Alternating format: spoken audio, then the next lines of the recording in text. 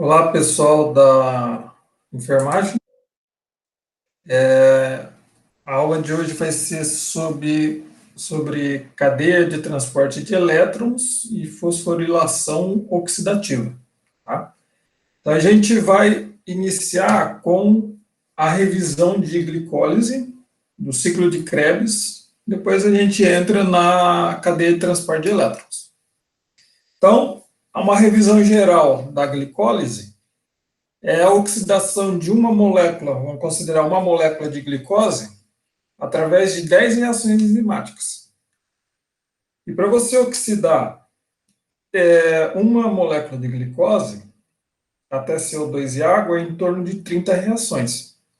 Tá? Então, a gente não precisa decorar essas reações, a gente não precisa decorar as enzimas, a gente precisa ver o mapa metabólico ali e saber interpretar ele. Tá? Ver os pontos críticos, os produtos, né? No caso aqui ATP, coenzimas reduzidas, coisas desse tipo.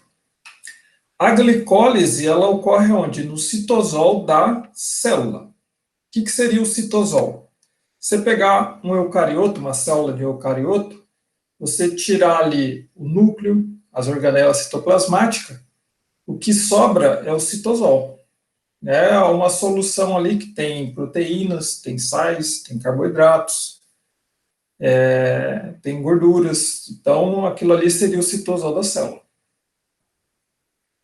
Então, esse daqui seria o mapa da glicólise. É claro que a gente não precisa decorar ele. Então, seria aqui a glicose, que tem 6 átomos de carbono. Então, a glicose, a primeira etapa dela, ela vai consumir uma molécula de ATP. Pela ação da enzima hexoquinase, a glicose vai formar frutose 6-fosfato. Então, ela vai consumir um ATP. Então, ao invés de ela produzir ATP, ela consome nessa etapa. E forma glicose 6-fosfato, conforme está mostrada a estrutura aqui, ó, nessa coluninha azul. Pela ação da fosfoglicose isomerase, a glicose 6-fosfato vai produzir a frutose 6-fosfato. E aí, mais uma vez, vai ocorrer o consumo de ATP. Ao invés de produzir ATP, consome ATP. Então, o ATP ele é hidrolisado e forma ADP pela ação da enzima fosfofrutoquinase. E aí produz frutose 1,6-bifosfato. Então, até nesse ponto, ocorreu o consumo de 2 ATPs. Tá? Aí, pela ação de uma enzima chamada aldolase, a frutose 1,6-bifosfato, ela vai formar o gliceraldeído 3-fosfato ou o dihidroxiacetona fosfato. Nesse ponto aqui é um ponto crítico, porque até então, antes desse ponto, a gente tinha moléculas com 6 átomos de carbono. Nesse ponto aqui, da reação 4, pela ação da aldolase, agora a gente vai ter duas moléculas com 3 átomos de carbono. Então, aqui, ó, nesse ponto aqui, ó, ela dividiu com 3 átomos de carbono. 6 átomos de carbono vai produzir agora 3 átomos de carbono. Então, a partir desse ponto, quando a gente for contabilizar os ATPs e as coenzimas reduzidas, a gente tem que multiplicar por 2. Então, pela ação da enzima triose fosfato isomerase, ela vai transformar o dihidroxiacetona fosfato em gliceraldeído fosfato. E aí, todo o gliceraldeído 3-fosfato, pela ação da gliceraldeído 3-fosfato desidrogenase, aí vai produzir NADH. Então, vai produzir uma coenzima reduzida. Mas lembre-se que a gente tem que multiplicar por 2. Então, vai produzir 2 NADH, 2 coenzimas reduzidas. O NAD mais é uma coenzima oxidada. E o NADH, uma coenzima reduzida. E e aí vai produzir um 3-bifosfoglicerato. E aí vai ocorrer a produção de ATP nesse ponto, da reação 7. ADP, adenosina difosfato, vai produzir adenosina trifosfato pela ação da enzima fosfoglicerato quinase. Então, aí agora, nesse ponto aqui, ocorreu a produção de ATP. Mas lembre-se, a gente tem que multiplicar por 2. Então, ocorre aqui a produção de 2 ATPs. Então, até esse ponto, o saldo líquido de produção de ATP zerou.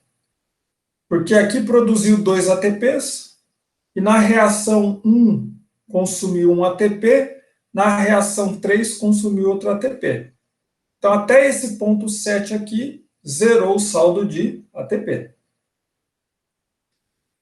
E aí produziu 3-fosfoglicerato, que pela ação da enzima fosfoglicerato mutase, formou 2-fosfoglicerato. Aí vai entrar água aqui na parada, na reação 9. Pela ação da enolase, vai formar o fosfenolpiruvato. Fosfenolpiruvato. E aí, pela ação da piruvato quinase, vai ocorrer novamente a produção de ATP, a partir de ADP, adenosina difosfato. Aí vai produzir vai produzir aqui ATP, mas a gente tem que multiplicar por 2, então vai produzir total 2 ATPs. E aí vai formar piruvato. Se a gente olhar aqui na coluna azul, o piruvato tem 3 átomos de carbono. Então a gente tem que multiplicar por 2 aqui, ocorre a formação de 2 piruvatos. E ao mesmo tempo a gente tem que multiplicar por 2 aqui o ATP. Então o produto da oxidação de uma molécula de glicose na glicólise, ela produz 2 ATPs, 2 NADH, que é uma coenzima reduzida, que vai ser oxidada lá na cadeia de transporte de elétrons, e 2 piruvatos. Agora, esse piruvato, ele tem 3 átomos de carbono. Ele vai passar por uma transformação antes de ir para o ciclo de Krebs. Então, a gente tem aqui essa reação aqui, ó. O piruvato, ele vai reagir com a coenzima A.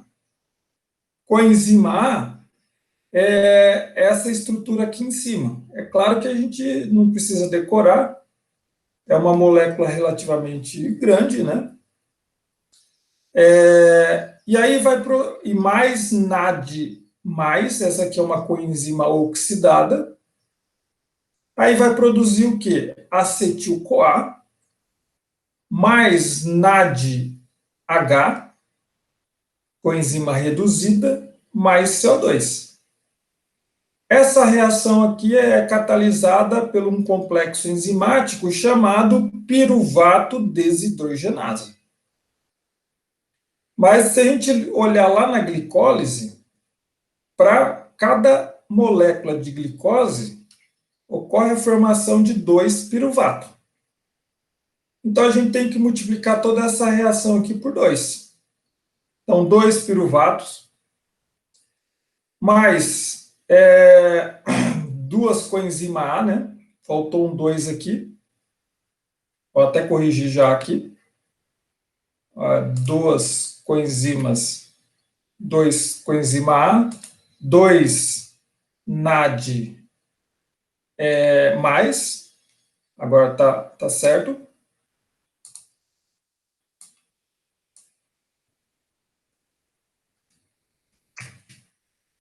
Corrigindo aqui a estequiometria da reação, ó, 2 piruvatos, vai com mais 2 coenzima A, mais 2 NAD+, vai produzir 2 acetil-CoA, 2 NADH, que é 2 coenzima reduzida que vai ser oxidada lá na cadeia de transporte de elétrons, mais 2 CO2.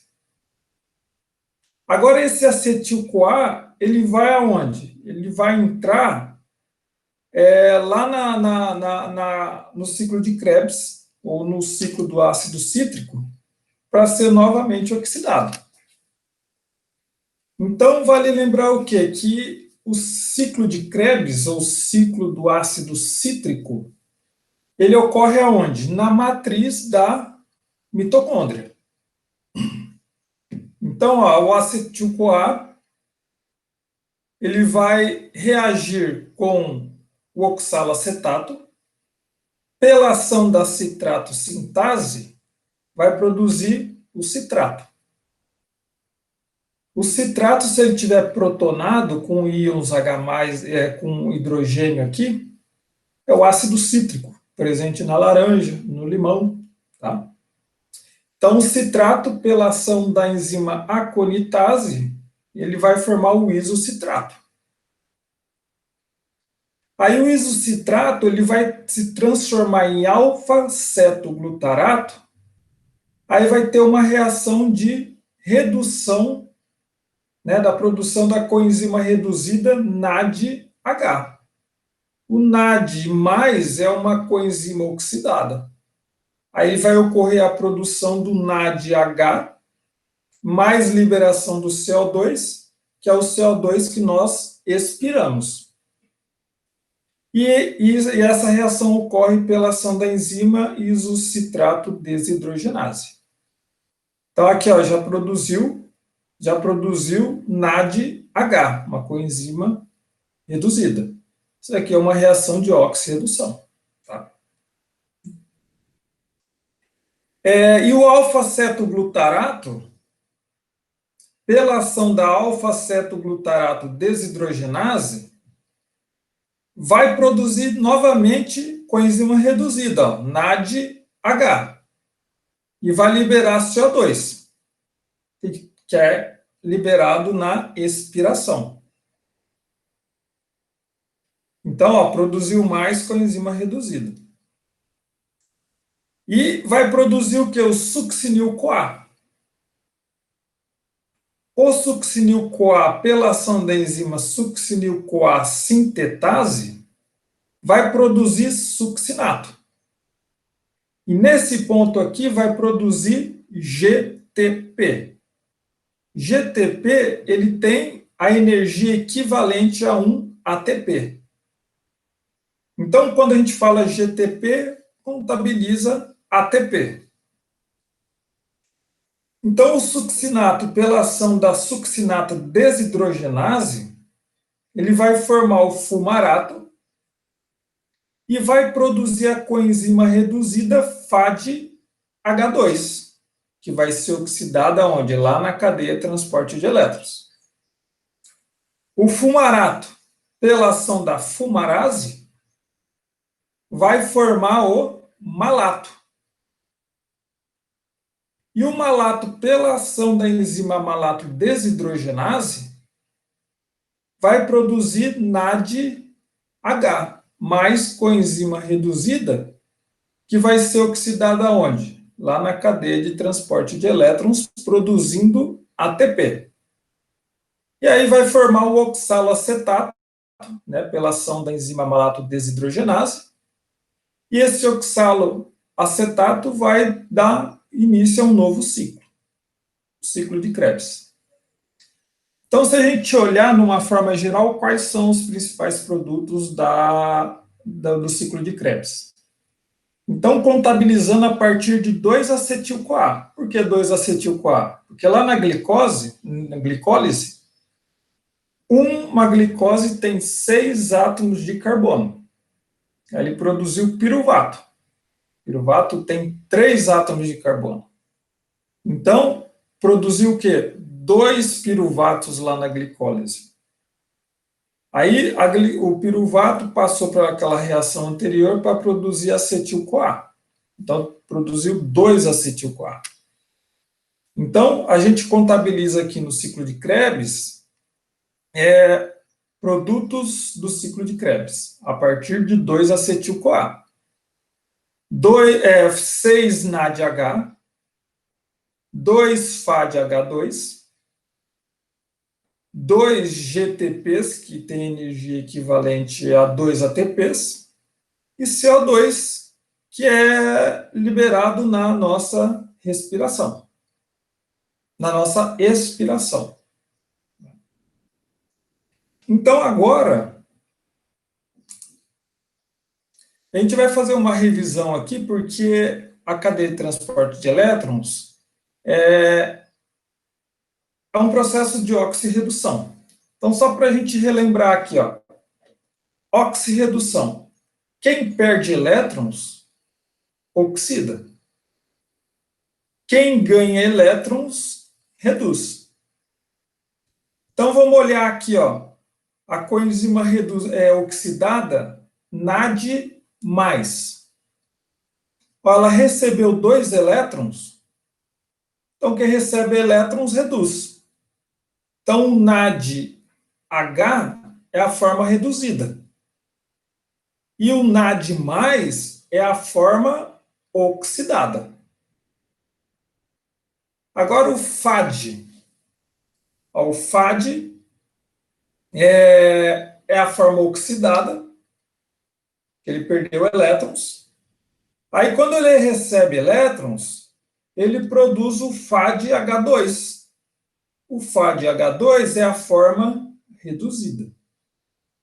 Então, quando a gente fala da coenzima reduzidas, NADH e FADH2.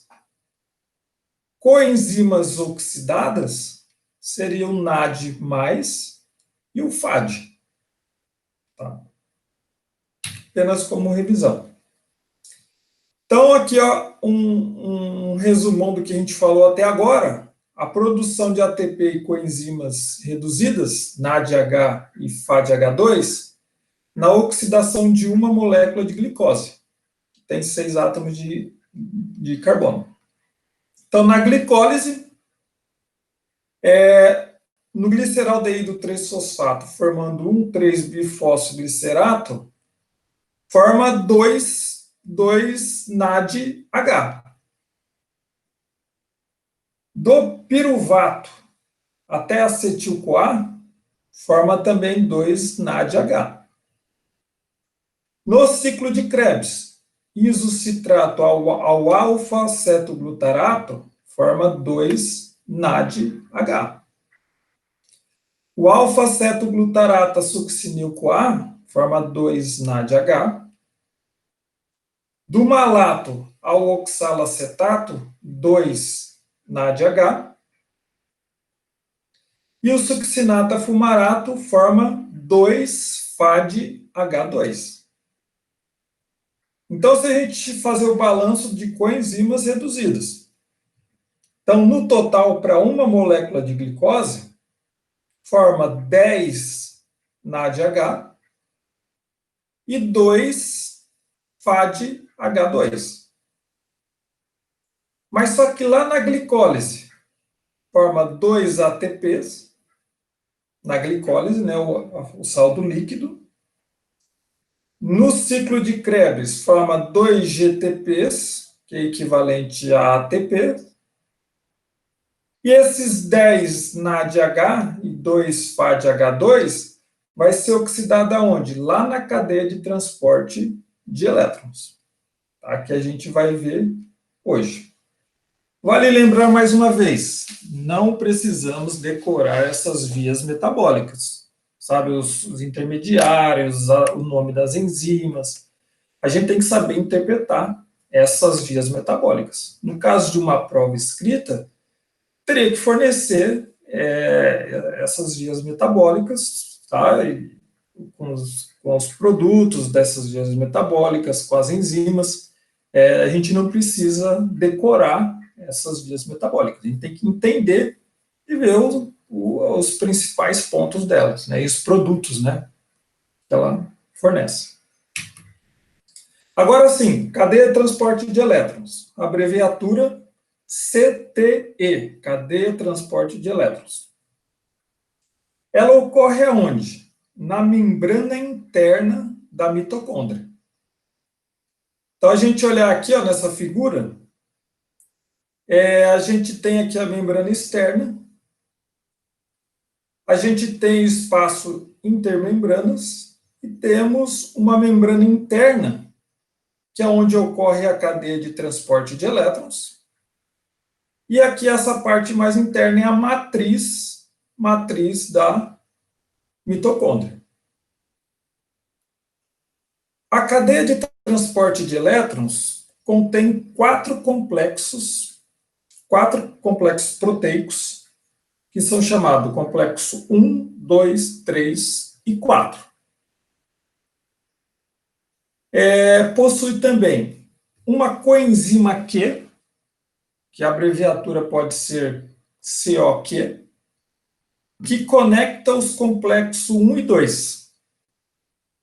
Então, pega os elétrons aqui do complexo 1, do complexo 2 e conecta ao complexo 3.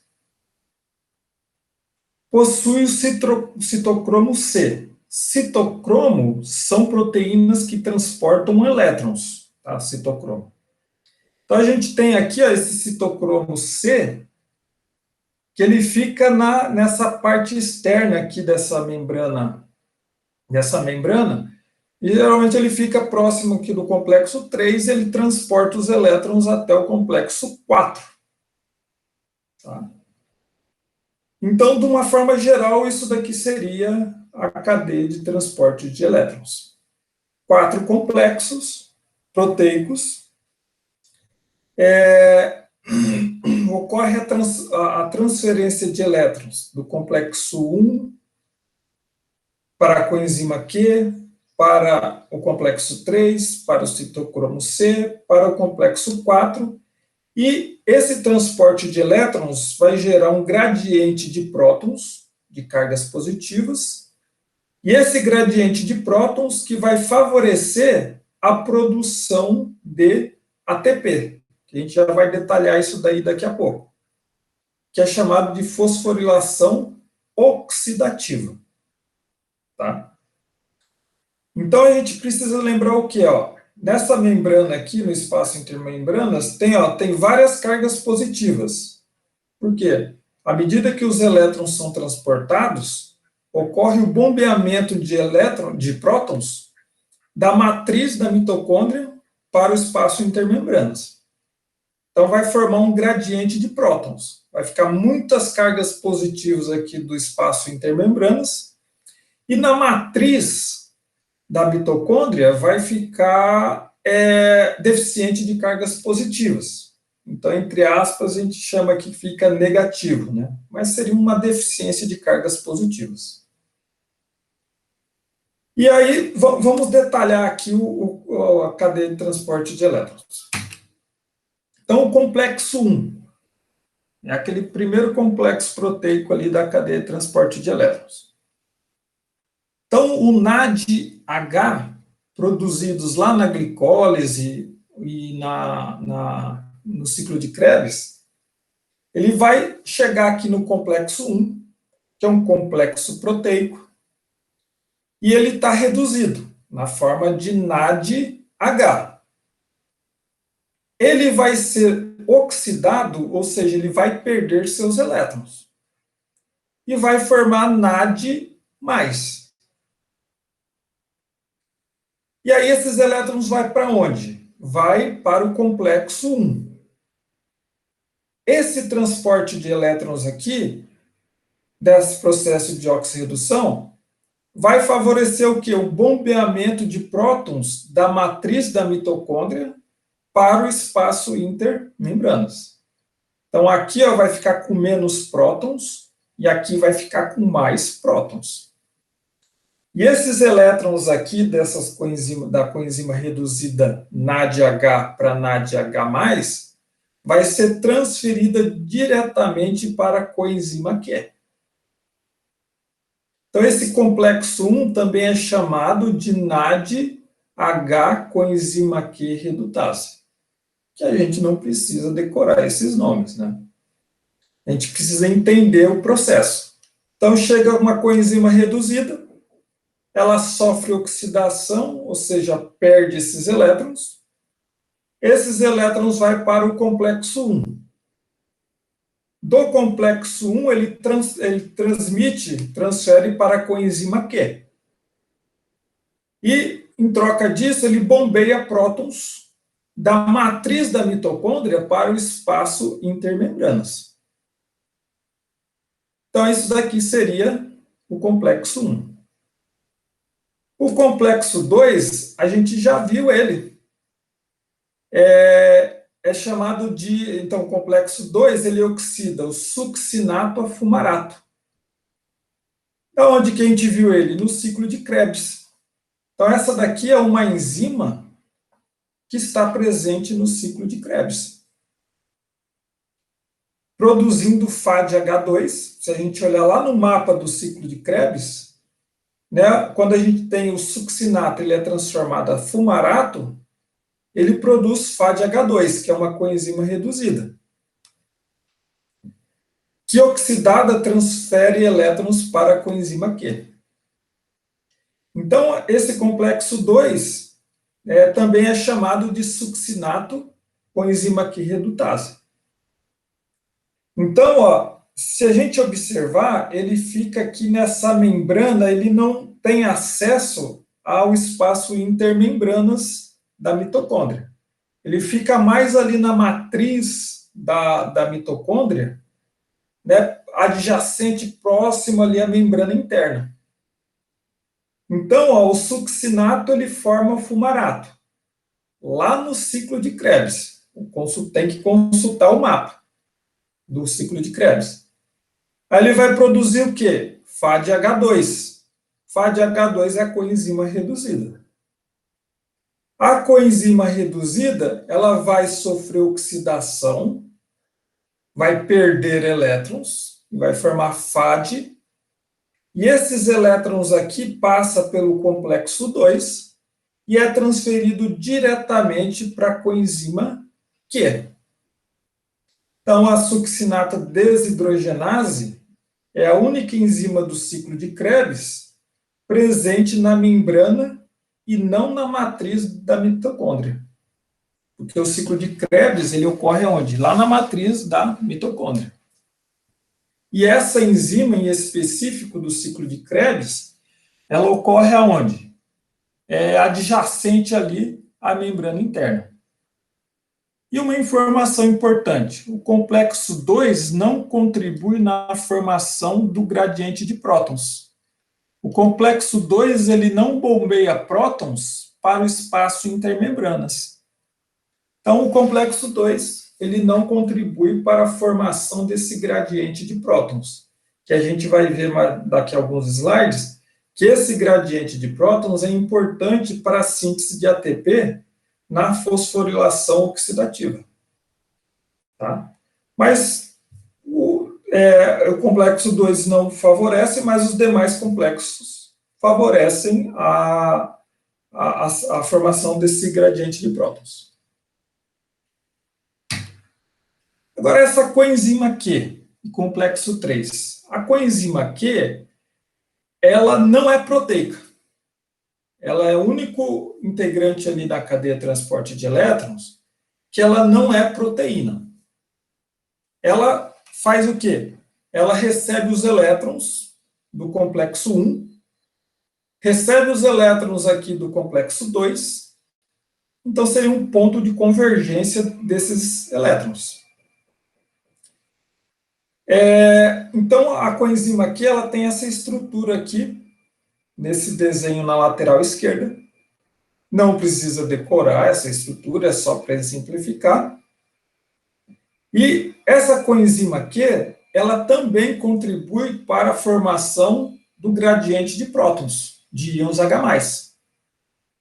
Tá? Se a gente olhar aqui, ele demonstra para a gente que à medida que ele recebe elétrons, ele libera íons H+, então ele puxa os elétrons aqui da matriz para o espaço entre intermembranas. Tá? Então, o complexo 3 também é chamado de coenzima Q citocromo C redutase. Não precisamos decorar esses nomes, né? O complexo 3 promove, então, a oxidação da coenzima Q, e a redução do citocromo C.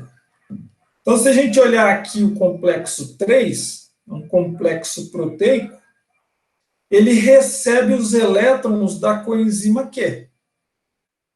Se ele recebe os elétrons, ele favorece o que? A oxidação da coenzima Q. Então, o complexo 3 promove a oxidação da coenzima Q. E à medida que ele recebe esses elétrons, ele transfere para o citocromo C.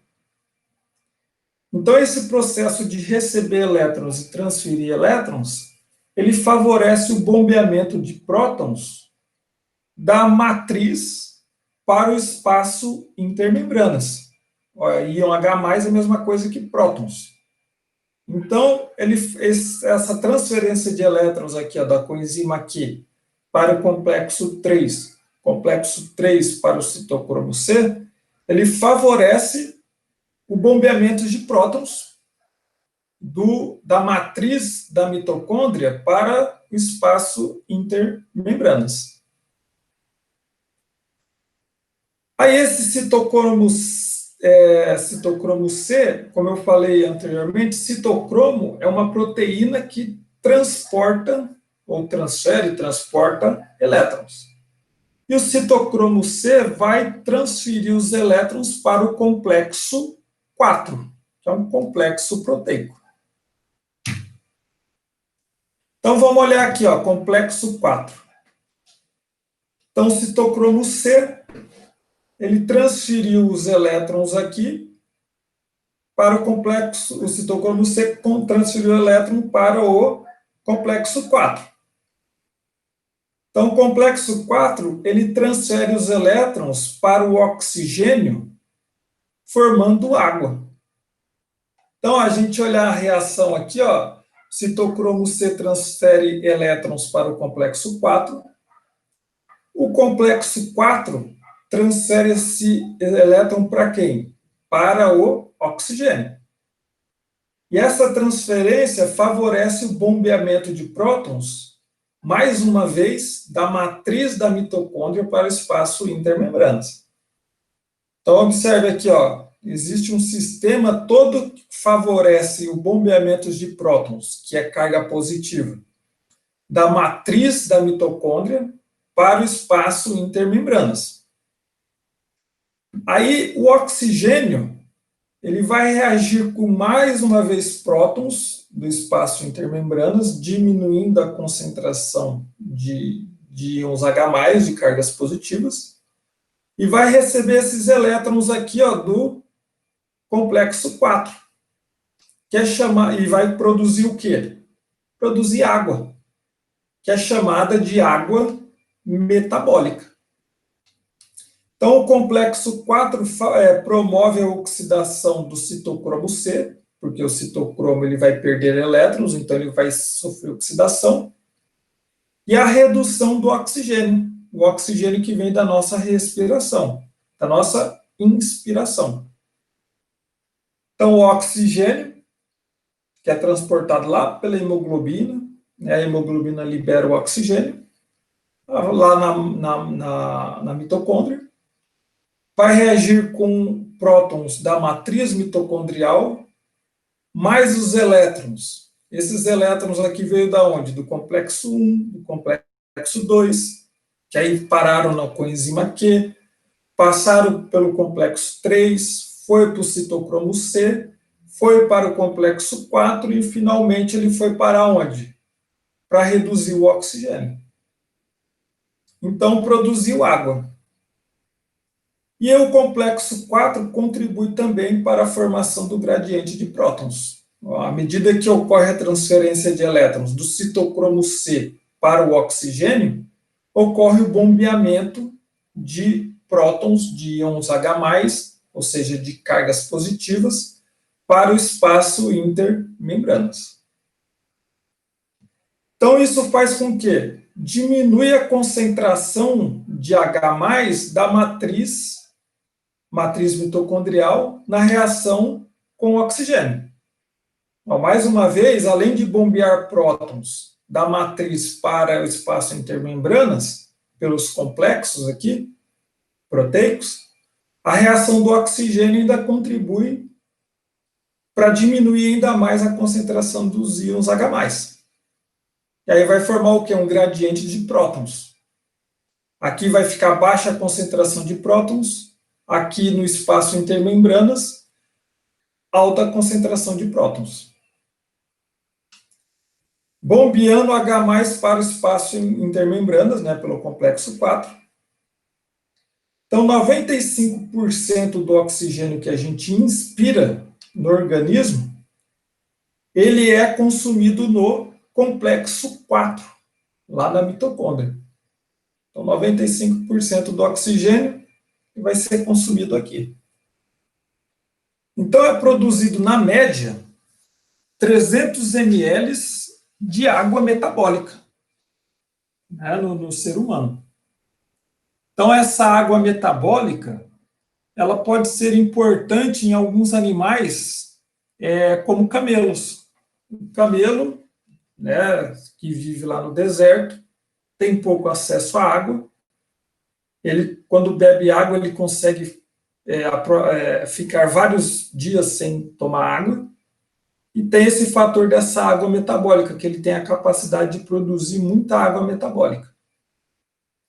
E outra importância dessa água metabólica são aqueles animais que hibernam, aqueles ursos polares, né, que ficam lá dormindo, hibernando, né, por várias semanas, né, chega até meses. Então, é através dessa água metabólica que ocorre a hidratação desses animais.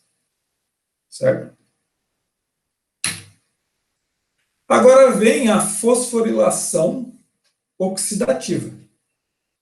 Porque todo esse transporte de elétrons ocasionou o quê? O bombeamento de prótons da matriz para o espaço intermembranas, gerando um gradiente de prótons. Esse gradiente de prótons vai favorecer o quê? A síntese de ATP, que é chamado de fosforilação oxidativa. Então, na membrana interna da mitocôndria, tem essa proteína chamada de ATP sintase.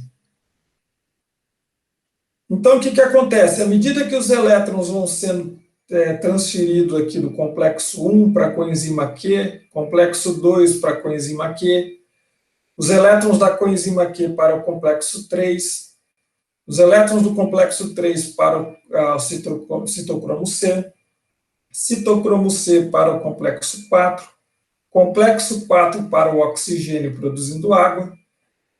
Essa transferência de elétrons favorece o quê? O bombeamento de prótons, de íons H+, da matriz da mitocôndria para o espaço intermembranas.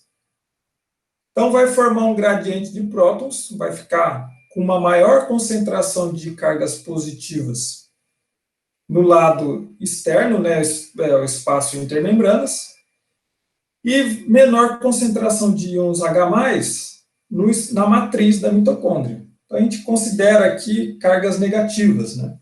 Seria uma menor concentração de cargas positivas. Então, a síntese de ATP, ela pode ser explicada pela essa teoria quimiosmótica. O que seria essa teoria?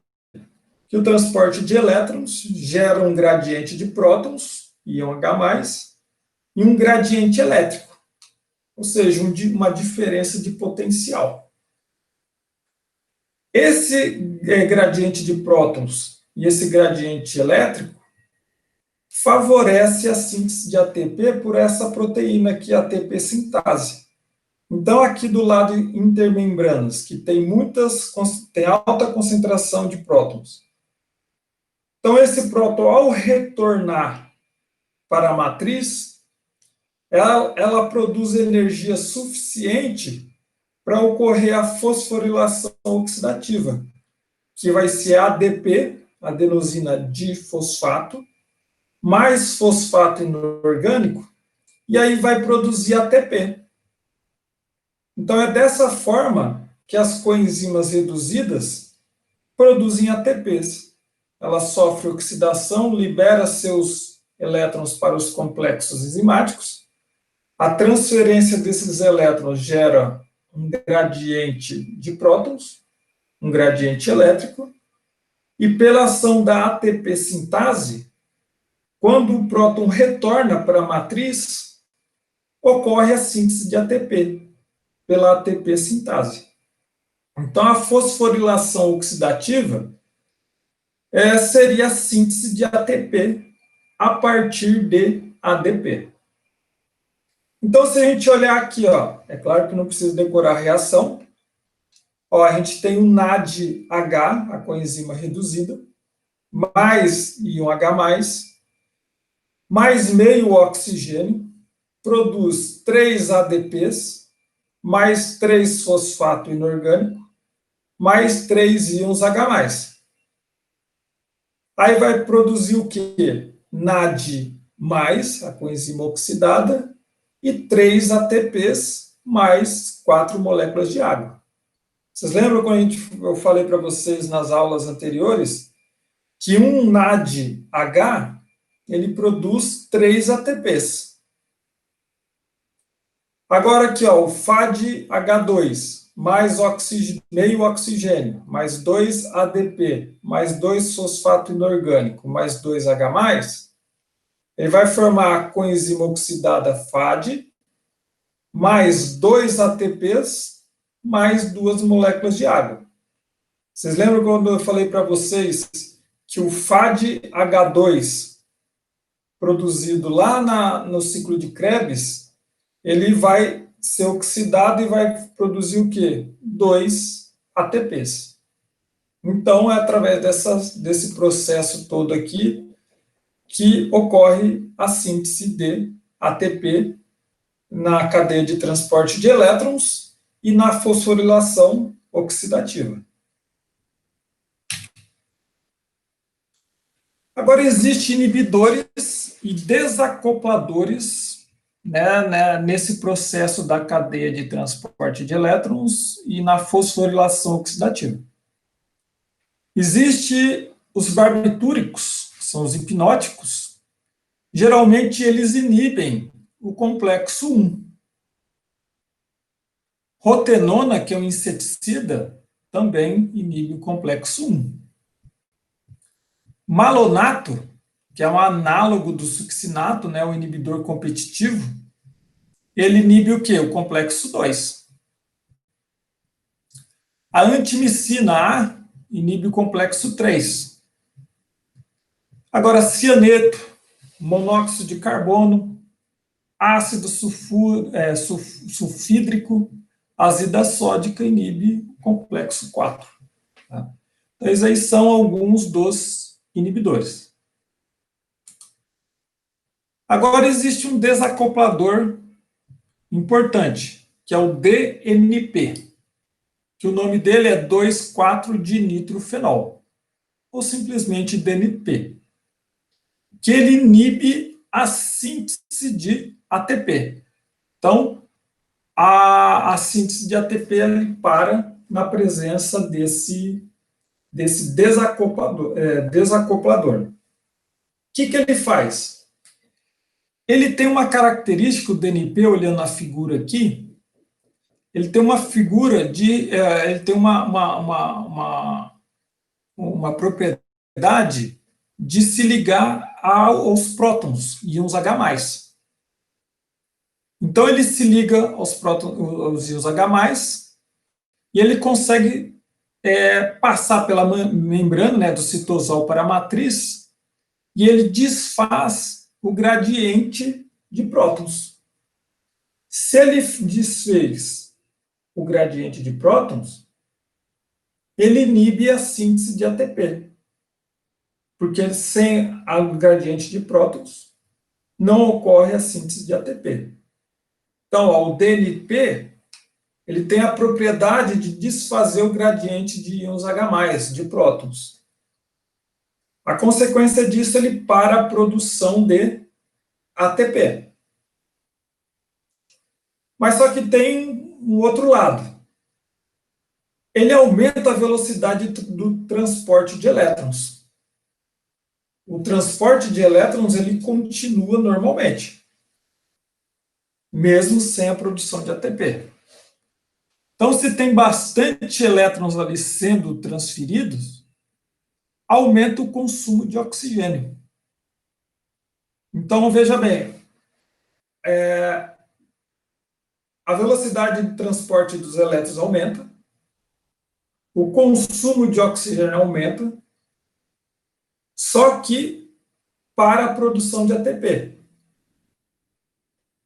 Quando a gente come muito, uma dieta muitas calorias, a gente produz bastante ATP. Se a gente não usa esse ATP vai fazer o quê? Vai iniciar uma cascata metabólica para produzir principalmente gordura. Agora, na presença desse DNP, ele aumenta a velocidade de transporte de elétrons e para a produção de ATP. E aumenta o consumo de oxigênio. Então, qual que vai ser o efeito disso daí? O emagrecimento. Então, por alguns anos, ele foi usado no passado como uma substância para pessoas que queriam emagrecer. Então, era um remédio bastante eficiente. Só que ele foi suspenso porque foi verificada uma ação mutagênica. Ele conseguia ali interferir na replicação do DNA e eles verificaram que poderia ter mutação na replicação dos nucleotídeos ali do DNA. Então, esse DNP foi usado como uma substância para auxiliar no emagrecimento, mas, ultimamente, ele não é mais usado para isso. Tá? Agora, inibidores. Um inibidor importante é o ligomicina, que é um antibiótico. Que ela inibe quem? A ATP sintase, que seria essa proteína aqui, ó, que está marcada aqui em rosa, em vermelho, que é aqui que ocorre a fosforilação oxidativa, ou seja, a síntese de ATP. Então, a oligomicina, ela inibe essa ATP sintase. Então, ela para a síntese de ATP, a oligomicina. Então, se parou a síntese de ATP, para o transporte de elétrons e o consumo de oxigênio também. Porque parou ali a síntese de ATP, atuou ali na ATP sintase, que é essa proteína em vermelho e em rosa, e mantém o gradiente de prótons. Então, o gradiente de próton inicialmente que tinha, ele é mantido. Agora, como que a gente pode diferenciar uma inibição na cadeia de transporte de elétrons da ATP sintase? Então, tem lá um experimento feito em laboratório, lá com mitocôndrias. Tem uma inibição, você quer saber se foi uma inibição na ATP sintase. Então, como que você faz para identificar que foi ali na ATP sintase? Basta você adicionar um desacoplador, como o DNP, por exemplo. Porque se a inibição for na ATP sintase, o DNP ele desfaz o gradiente de prótons, como a gente viu nos slides anteriores, e o consumo de oxigênio ele é restabelecido. Por quê? Porque os elétrons voltam a ser transferidos normalmente. Mas o oxigênio também ele é consumido. Então, se é observado ali que voltou o consumo de oxigênio, então significa que a inibição é ali na ATP sintase. Agora, se a inibição for na cadeia de transporte de elétrons, no complexo 1, 2, 3 e 4, foi nessa parte aqui, você pode adicionar um desacoplador que nada se observa no experimento, para a síntese de ATP e para também o consumo de oxigênio. Então, a oligomicina é um antibiótico que inibe a ATP sintase. E agora, para terminar, é o balanço geral da oxidação de glicose. A glicose é a principal fonte de energia, né, uma energia rápida ali para a célula, principalmente para o cérebro, né, que não tem fonte de glicogênio. Então, utiliza a glicose que vem ali através do sangue. Então, a gente tem a primeira etapa. Ó, a glicose a 2-piruvato na glicólise, né? Rendimento da oxidação de uma molécula de glicose. Então, a glicose até 2-piruvato pela glicólise, ela produz aqui, ó, olhando na tabela, 2 coenzimas reduzidas do tipo NADH e 2 ATP. 2-piruvato a 2-acetil-CoA, seria essa etapa 2, produz 2 NADH. Aí o acetil-CoA vai entrar onde? Lá no ciclo de Krebs. Então vai formar 2-acetil-CoA pelo ciclo de Krebs, né? Então seria a etapa 3. Então vai formar 6 NADH, na etapa 3, lá no ciclo de Krebs, 2 FADH2 e 2 GTPs. Esse GTP ele tem energia equivalente ao ATP. Tá? E por fim, na etapa 4, que é lá na cadeia de transporte de elétrons e fosforilação oxidativa, o NADH e o FADH2, que são coenzimas reduzidas, eles vão produzir aqui, ó,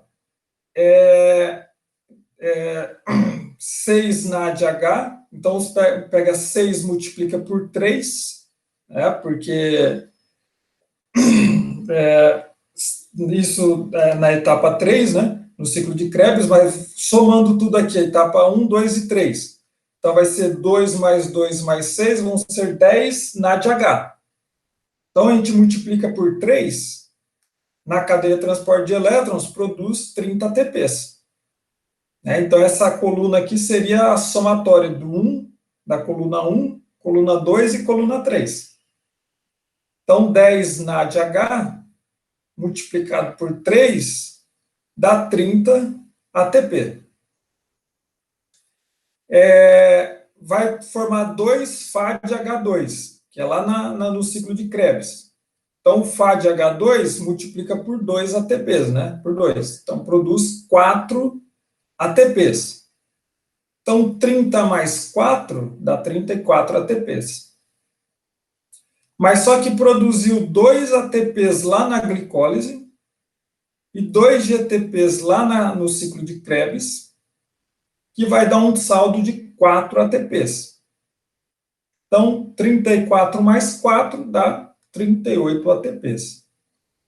Então, a oxidação de uma molécula de glicose, que tem 6 átomos de carbono, gera 38 ATP. Então, uma equação global que não precisamos decorar, só para ilustrar, uma glicose, que é o C6H12O6, mais 6 oxigênio, que vem da nossa respiração, inspiração, mais 38 ADP, que é adenosina difosfato, mais 38 fosfato inorgânico, produz 6 CO2, esse CO2 que é liberado na nossa expiração, mais 6 moléculas de água, mais 38 ATPs. Então, vale lembrar que um NADH tem equivalente, ele produz 3 ATPs, e um FADH2, 2 ATPs. Se vocês olharem os livros mais recentes de bioquímica, os mais novos aí, né, lançado aqui as últimas edições desse ano passado, vocês vão observar que esses valores estão sendo revisados. Tem autores que já estão falando que um NAD H produz 2,5 ATPs. E um FAD H2 produz 1,5 ATPs. Tá? Mas, para a nossa finalidade aqui, vamos considerar um número inteiro, né? Um NADH, 3 ATPs, e um FAD-H2, 2 ATPs.